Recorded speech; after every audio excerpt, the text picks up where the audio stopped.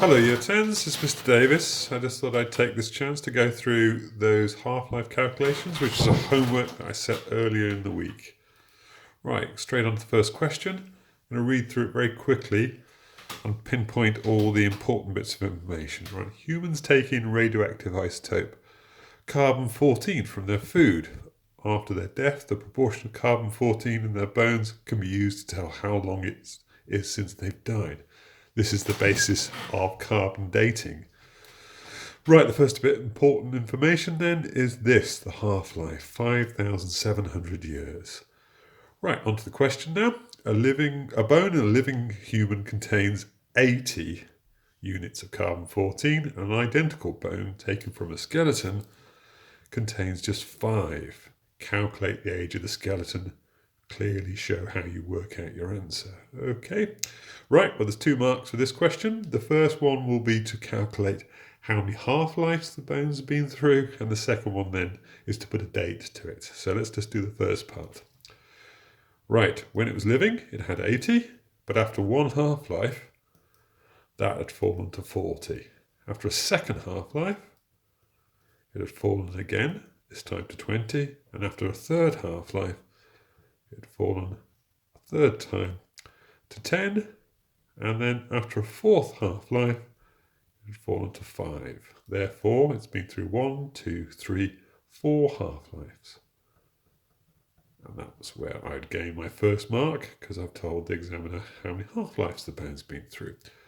The final part, then, is going to be for calculating how long it is. Right, if each half-life lasts 5,700 years, and it's been through 4 of them, then the age of this bone will be 4 times 5,700, which is 22,800 years. 2 marks. Right, moving on.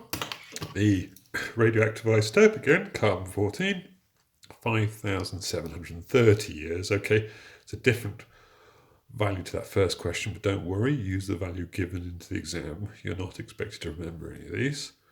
Right, a sample of carbon-14 from a fossilised tree gave a count of 20 decays per second. The tree died 17,190 years ago. So what was the rate of the tree when it died? So this is a different question when we're turning it around. So the first thing to do is work out, again, how many half-lives it's been through. So if the tree is that old and each half-life is that age, then divide that number by that number. 17190 divided by 5730. I can see it's been through 3 half-lives. Okay, right, so if it's now 20, then 1 half-life ago it would have been 40. Okay. 2 half-lives ago it would have been 80. And 3 half-lives ago it would have been 160. So the answer to this question now is 160. That's one of my cat hairs. I do apologise. Right, turning the page over. On to this question here now. They've used this half-life again. We're still using carbon-14. Used for dating. Carbon dating can tell us how an object is sold. Okay, we know this information already. A skeleton was carbon dated. The result shows that it was only 12.5 of the original amount of carbon. So 12.5 compared to a skeleton from today's date. So, okay, so let's first off work out how many half-lives it's been through. So when it died, it had 100%. But after 1 half-life, it only had 50% of that carbon. After 2 half-lives, it had 25%, and after 3 half-lives, it had 12.5%, which is what we're looking for. So it's been through 3 half-lives. Same process as the last one then. So 3 half-lives. Each half-life is 5,730 years old. 3 times 5,730 equals 17,190 years. Right, the final one. Okay. This is a different substance, sodium-24. Okay, it started life at 584 counts and it's now down 45 minutes later to 73. So what's asking us to calculate what the half-life is. So let's first off work out how many half-lives it's been through. 584 after one half-life.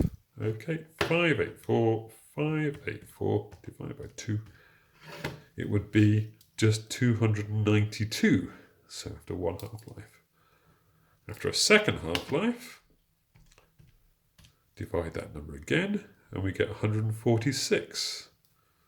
And after a third half-life, we get 73. Okay, so it's been through 3 half-lives.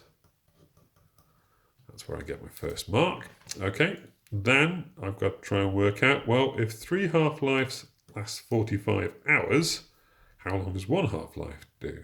Well, 45 divided by 3, that's where I get my second mark, by the way. This is a 3-mark question because it's slightly more demanding. 45 divided by 3, of course, is 15 hours, and that's my final mark. Okay, I hope that's helped you, and I hope that you can check your answers against these.